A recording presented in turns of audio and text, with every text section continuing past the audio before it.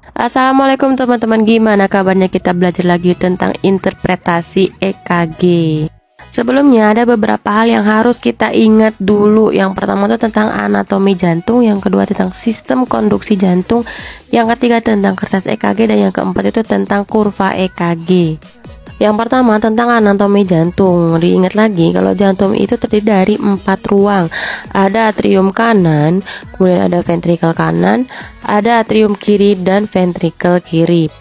Kemudian di sini ada vena cava inferior. Darah yang mengandung banyak CO2 dari seluruh tubuh itu akan masuk melalui vena cava inferior ke atrium kanan. Dari atrium kanan akan dipompa ke ventrikel kanan, kemudian dipompa lagi ke dalam paru-paru. Dan nanti di paru-paru ini dia akan mengalami pertukaran antara CO2 dan O2. Nah, darah yang mengandung banyak O2 nanti akan dimasukkan lagi ke atrium kiri. Lalu dari atrium kiri dipompa lagi ke ventrikel kiri. Nah, nanti ventrikel kiri ini dia akan memompa darah ke seluruh tubuh melalui aorta, sehingga dia dinding ventrikel itu lebih tebal daripada dinding atrium karena tugasnya lebih berat, yaitu memompa darah ke seluruh tubuh. Nanti pun di gambaran EKG-nya untuk yang dari gelombang dari atrium atau gelombang P itu lebih kecil dari gelombang QRS, karena QRS itu menggambarkan ventrikel sehingga nanti gelombangnya lebih besar daripada P. Selanjutnya sistem konduksi jantung. Sistem konduksi jantung itu sebenarnya ada banyak, tapi untuk yang diinterpretasi EKG saran saya ke teman-teman cukup ngapalin 3 aja, yaitu SA node, AV node, dan serabut Purkinje. Nah, SA node ini berarti kalau listrik itu dia adalah PLN-nya, pusatnya. Jadi dia mengantarkan listrik itu paling bagus, paling teratur. Normalnya dia 60 sampai 100 kali per menit.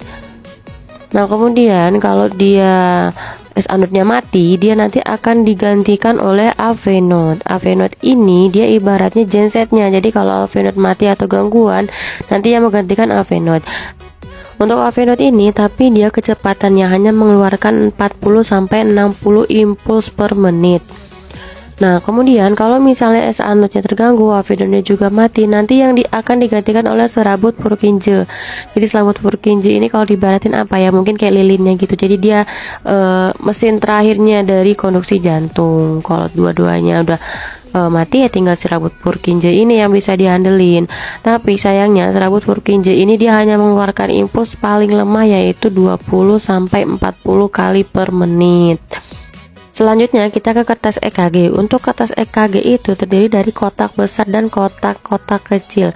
Satu kotak besar ini terdiri dari 5 kotak kecil ventrikal dan horizontal.